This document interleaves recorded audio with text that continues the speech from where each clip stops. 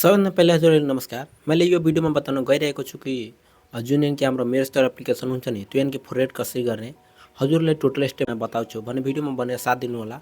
म यहाँ पर अहिले टिप्सहरू यानि कि हजुरले बताइदियो। मेरो स्टोर एप्लिकेसन के थियो नि मैले यानि कि पासवर्ड यानि कि भुलिसक्यो।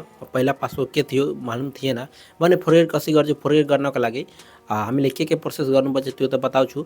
हजुरले बताइदियो कि यानि कि मेरो स्टोर एप्लिकेसनबाट फरवर्ड गर्दाखेरि वहाँ पर एउटा युजर जिमेल आइडी अनि एउटा डेट अफ बर्थ यानि कि सोधिन्छ। तर हजुर यानि कि जुन यानि कि मेरो स्टोर एप्लिकेसन लगइन गर्दाखेरि 16 डिजिटको हुन्छ एउटा डिपी आइडी अनि एउटा क्लाइन्ट आइडी। त जुन यानि कि क्लाइन्ट आइडी हो नि यानि कि सुरुवाला हटाएर यो यानि कि लास्टवाला जुन हो नि 8 वटा त्यो वाला यानि कि वहाँ पर राखेर यानि कि लगइन गर्दा फरवर्ड पासवर्ड गर्दा तब यानि कि हुन्छ नत्र हुँदैन। अनि यो हजुर यानि कि ध्यान राखेर गर्नु होला। मैले त्यो टोटल 16 वटा यानि कि क्लाइन्ट अनि डिपी आइडी दुवै दिँदाखेरि फरवर्ड यानि कि भइरहेको थिएन।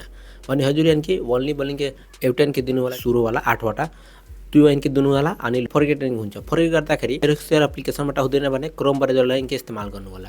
भने मैले क्रोम ब्राउजर इस्तेमाल गरेर हजुरलाई बताउने वाला छु कि कसरी त्यो लगइन गरिन्छ अनि टोटल स्टेपमा यानि कि बताउँछु। भने यो भिडियोमा बनेर साथ दिनु होला यानि कि हेर्दै गर्नु होला। मोबाइल स्क्रिनमा आइसके मोबाइल स्क्रिनमा आइसकेपछि सबैभन्दा पहिला मेरो स्टोर एप्लिकेसन के यहाँ ओपन गर्नु होला। ओपन गर्दाखेरि मैले यानि कि युजर नेम यानि कि पासवर्ड यानि कि दिएर यहाँ पर लगइन गर्दाखेरि यस्तो यानि कि अप्सन बताइरहेको छ यानि कि तपाईँले यानि कि पासवर्ड चेन्ज गर्नुपर्छ किनकि 60 दिन 360 दिन यानि कि बोलिङ 1 इयर भयो। त मैले यानि कि ओल्ड पासवर्ड यानि कि यहाँ पर दिएँ अनि यहाँ अर्को पासवर्ड मैले यानि कि दिइरहेको छु। दिएपछि यानि कि चेन्ज पासवर्डमा क्लिक गर्दाखेरि भन्दै हो कि old password do not match यानि कि मेरो ओल्ड पासवर्ड मिलेन। त मैले अब के गर्छु फरवर्ड गर्छु अनि फरवर्ड गरेपछि यहाँ पर ब्याक आउनु होला। ब्याक आएपछि यहाँ पर डाइरेक्ट यानि कि टाइप टु लगइन यानि कि फिङ्गरप्रिन्ट हो अनि तलतिर एउटा फरगेट योर पासवर्ड यानि कि लेखेको हो। भने यहाँ पर डाइरेक्ट फरगेट योर पासवर्ड वाला उसमा क्लिक गर्नु होला अनि युजर नेम यानि कि दिनु होला। युजर नेममा फ्रेन्ड्स के दिनु होला जुन यानि कि युजर नेम हो नि हजुरको डिमेट नम्बरको त्यो यानि कि युजर नेम दिनु होला। इमेल एड्रेस अनि डेट अफ बर्थ यानि कि दिनु होला अनि डेट अफ बर्थ दिएपछि सेन्ड रिक्वेस्टमा क्लिक गर्नु होला। त मैले युजर नेम इमेल एड्रेस र डेट अफ बर्थ दिएर सेन्ड रिक्वेस्टमा क्लिक गर्छु। दिएपछि सेन्ड रिक्वेस्ट वाला अप्सनमा क्लिक गर्नु होला। भन्दै कि this not provide your match register. हजुरलाई मैले बताइदियो कि यो मेरो स्टोर एप्लिकेसनबाट फरवर्ड नहुँदाखेरि के गर्नु होला डाइरेक्ट क्रोम ब्राउजरमा यानि कि आउनु होला अनि क्रोम ब्राउजरमा आउँदाखेरि यहाँ पर न्यू ट्याब यानि कि लिनु होला अनि लेख्नु मेरो सेयर लगइन लेख्नु होला अनि मेरो सेयर वाला अप्सनमा क्लिक गर्दा हजुरको यस्तो यानि कि अप्सन आउँछ। भने यहीँबाट यानि कि फरवर्ड आइडी गर्नु होला।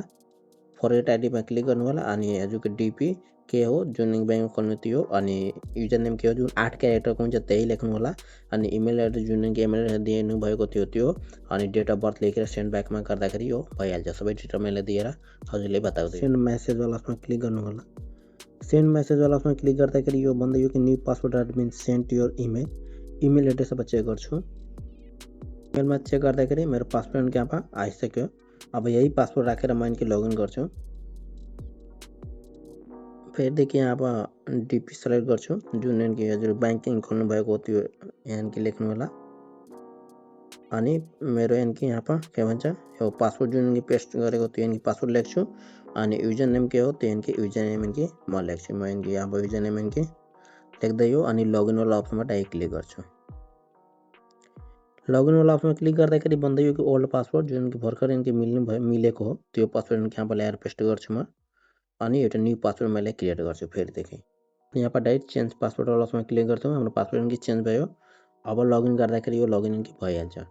त यो क्रोम ब्राउजर अथवा त के भन्छ एप्लिकेसनमा पनि गर्दा यानि कि लगइन कि भइहाल्छ। मैले यहाँ यही यानि कि गरेर बताइदिरहेको छु। पासवर्ड लेखेपछि लगइन वाला अप्सनमा क्लिक गर्दाखेरि आइडी यानि कि यहाँ पर लगइन कि भयो हजुर हेर्न सक्नुहुन्छ। म यो डिटेलमा क्लिक गर्दा हजुरको सबै डिटेल यानि कि बताउँछ।